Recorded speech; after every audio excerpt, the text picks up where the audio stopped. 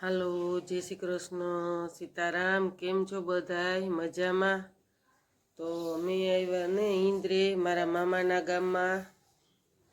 તો ત્યાં આપણે મંદિરે દર્શન કરવા આવ્યા.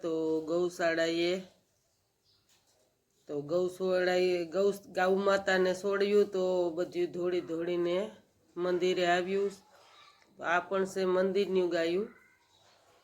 ઇન્દ્રે પરબની ઝૂંપડી છે, ત્યાં ગૌશાળા છે. તો એ ગૌ માતા એ બધું ગૌશાળામાંથી છૂટ્યું એટલે એક હાહે બધું આવ્યું દોડતી.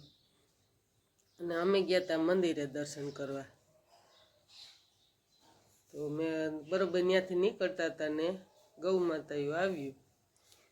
તો બહુ મસ્ત મજા આવી. એવી ઇન્દ્રાની પાધર છે, રોશની કાંઈ ન ઘટે. અને આ જગ્યામાં પણ એવી મસ્ત રધી છે. જો માતામાં એ બોલાવ્યું ને તો બધું ગાયું ભેર્યું થઈ ગયું.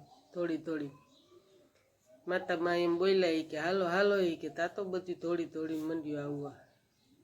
તો ત્યાં અંદર ગૌશાળા છે. અમારે મોડું થતું હતું, હજી ઉતાવળ હતી. તો ત્યાં પણ વાસલડું જાજા બધા હતા.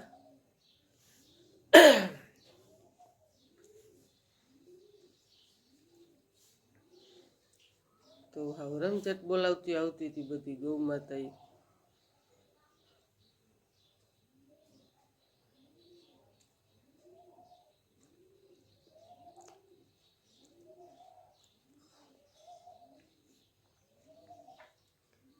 તો ઇન્દ્રાની આ ગૌ માતાની માહોલ, બસ સ્ટેન્ડની માહોલ. તો આગળ પણ જે હશે એ તમને બતાવતા જશું. બધાય મામાની ભાણેજું બેનું દીકરીઓ બધા ભેગા થયા છે. તો આપણે બધા જગ્યામાં દર્શન કરવા આવ્યા હતા.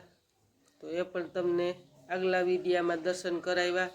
અહીંયા પણ છે એનું મંદિર છે, આપણે મામાના ઘરે જઈએ ત્યાં આ રીતનું. તો મેં કીધું બહુ વંડીએથી બહારથી આપણે દર્શન કર્યા.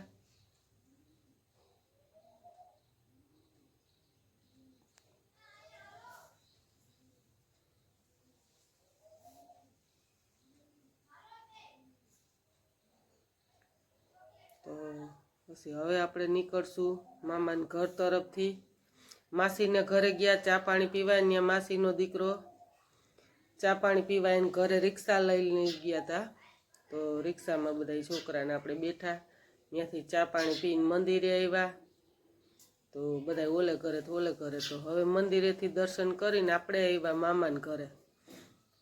તો અહીં તો સોય ફરતા મામાના ઘરે છે, લોઢા લાકડા જ પડ્યા છે મામાના ને એના.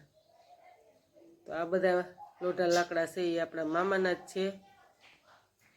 ને બધા અંદર ડેલામાં બેઠા. બાળકો જો બધા રિક્ષામાં નાસ્તો કરે છે, પણ બાળકોને ખબર નથી આપણે હજી એક જગ્યાએ જવાનું છે. તો ખાસ કરીને જોડે રહેજો, બહુ મજા આવશે. આ બાળકોને આપણે લઈને એવું રસ્તામાં નક્કી કર્યું છે કે મારી માસીની દીકરીની મહેતા પરિવારને બધા આવ્યા છે કે આપણે અહીંયા ઘણા નજીક થાય તો દર્શન કરવા જવું છે. તો આ રીતનું આપણે આયોજન કર્યું છે દર્શન કરવા જવાનું. તો ખાસ કરીને જોડાઈ રહેજો, બહુ મજા આવશે. બહુ બધું આયોજન ગોઠવું છે. તો જ્યાં દિલ્હીવાળા મહેમાન છે, આ મારા મામાના દીકરાનો દીકરો છે. એના પપ્પા છે એ મારી શકલ આવે. એના પપ્પા હતા મારા મામા, એ પણ આપણી જ શકલ આવે. ભાણી જૂની મામાની બધી પાછા એના છોડાની અમારી એક જ સરખી શકલ આવે છે. તો બધું ઇંગ્લિશમાં જ બોલે છે. ગુજરાતી કંઈ બહુ સમજે ખરી પણ બોલતા નથી આવડતું એને બહુ.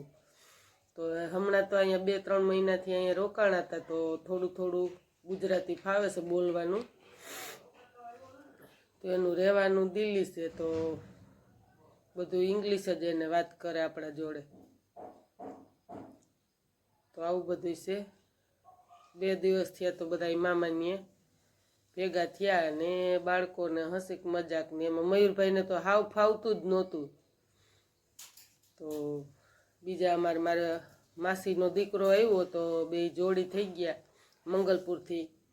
તો એ ઘડીક રમે અને હવે એ કહે છે બપોરનો જમીન કે આપણે ઘરે વહી જાઉં ઘરે વહી જાઉં.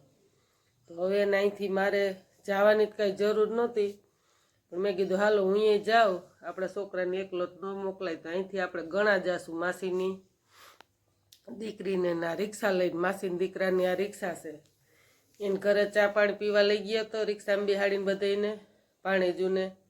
ને હવે જાશું આપણે ગણા તરફથી. તો એ વિડીયામાં ખાસ કરીને બીજા વિડીયામાં જોડાઈ રહેજો, બહુ મજા આવશે. આ બધી છોકરાને લઈને જાશું. જોઈ લે એના મોટા ભાઈને મારે છે પાટા, બહુ તોફાન.